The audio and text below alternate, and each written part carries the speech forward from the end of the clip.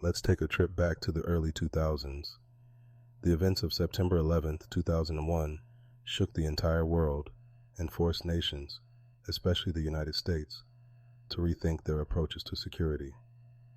This single day marked the beginning of major changes in how governments operated, especially when it came to surveillance and national security measures.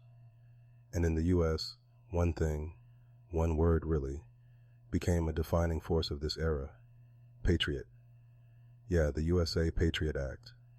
Now this act, passed just weeks after the attacks, was designed to give law enforcement and security agencies expanded powers to detect and prevent terrorism. On paper, it sounded like the right move, ensuring safety, responding to threats. It's what governments are supposed to do. But the reality, well, it painted a much more complicated picture. Think about this.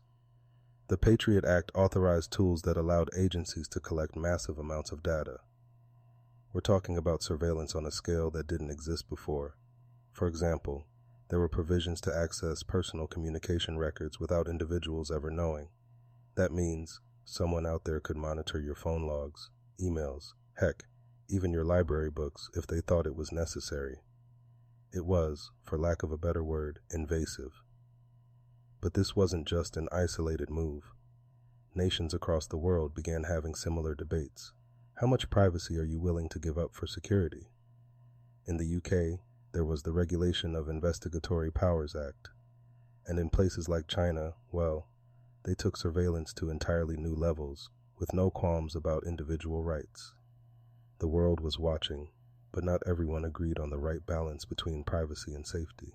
And this global divide raised real questions. What makes one country's approach justified and another excessive? Is it the threat that a nation faces or its respect for individual freedom? These were big questions, folks. And in the US, so much of this debate centered on that bulk collection of data. Some argued it was absolutely necessary, critical even, to stopping terror attacks. Others, they were deeply, deeply concerned about government agencies having that much control over our lives. Rights advocates called it the first step toward a surveillance state. And in hindsight, a lot of us might be asking ourselves, were we too quick to say yes to all of it? Now, fast forward to 2013, and here's where things took a dramatic turn. Edward Snowden, a former NSA contractor, made headlines around the world when he exposed what many suspected but few could prove. The NSA wasn't just collecting data, it was essentially gathering it in bulk. Phone records, metadata, things most people didn't even realize could be tracked. And suddenly, privacy advocates had their smoking gun. The bulk metadata program, revealed through Snowden's leaks, showed that entire call logs, millions of them, were being collected indiscriminately, without any suspicion of wrongdoing. And the justification? National security. Stopping terrorism before it could strike. Sounds reasonable on its face, right? But when you dig deeper, it raised a critical question. Just how much of our lives were we surrendering in the name of safety? What Snowden did wasn't just about exposing surveillance. It was about how laws like the Patriot Act paved the way for this kind of mass data collection.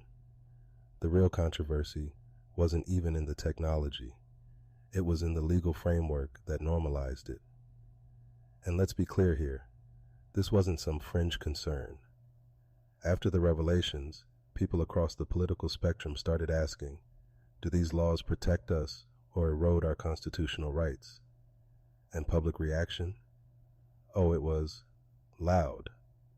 Some called Snowden a whistleblower, a hero for showing the world what governments were doing behind closed doors.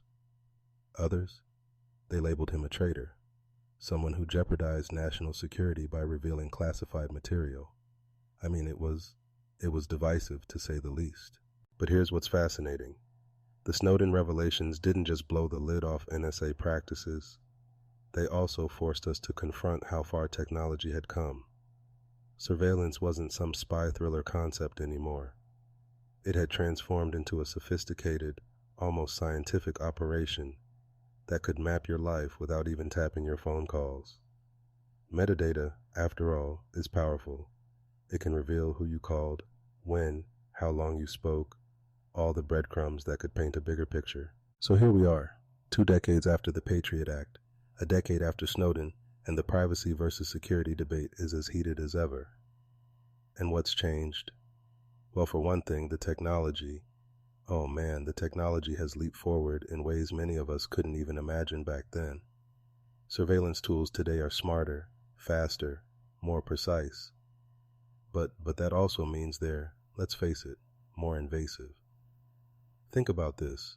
Your smartphone, your smart home devices, even your social media activity, all of it creates digital fingerprints that can be tracked, analyzed, and stored. Governments argue this data is vital for counterterrorism, to predict and prevent threats before they happen. On paper, it sounds great, right? I mean, who doesn't want to live in a safer world? But at what cost? That's the question. Post-Snowden, we've seen shifts in public sentiment. People are beginning to ask tougher questions. Are these powers being used responsibly? Is all this surveillance really necessary to keep us safe? Or have we crossed the line? And yeah, we've had some legislative tweaks.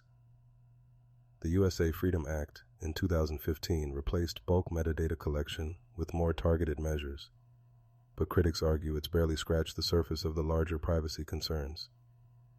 Meanwhile, privacy advocacy groups continue to push back. Organizations like the Electronic Frontier Foundation and Privacy International are fighting legal battles to protect individual rights in this digital age. And let me tell you, it's not just about personal privacy anymore. It's about democracy, autonomy, and preserving the freedoms we say we value.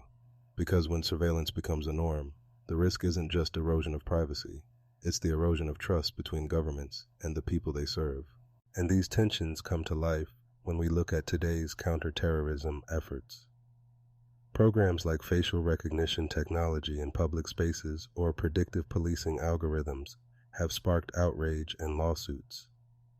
Some folks see these as necessary tools, others as modern-day Big Brother. It's a thin line, one that society is still struggling to walk. And honestly, it's a debate that's far from over. At the end of the day, what we're really talking about is this. How do we strike the right balance? A balance where security doesn't strip us of our humanity, and where privacy doesn't leave us vulnerable. It's not an easy answer, folks, but it's one we have to keep asking ourselves, our leaders, and the systems we put in place. And on that note, we'll call it a day. Thanks for tuning in to The New Sentinel. Stay curious, stay informed, and hey, don't forget, your voice matters in these debates.